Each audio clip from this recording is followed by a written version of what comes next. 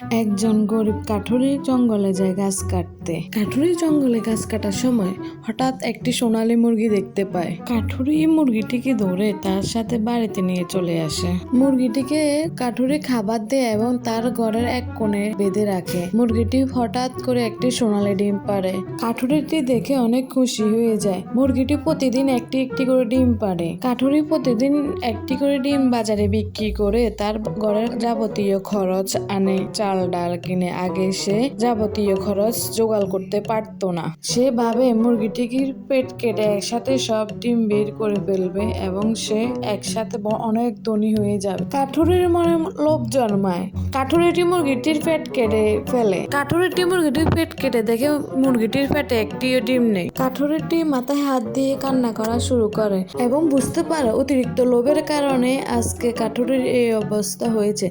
তাই এই গল্প থেকে আমরা এটাই শিখি যে অতিরিক্ত লোভ আমরা করব না।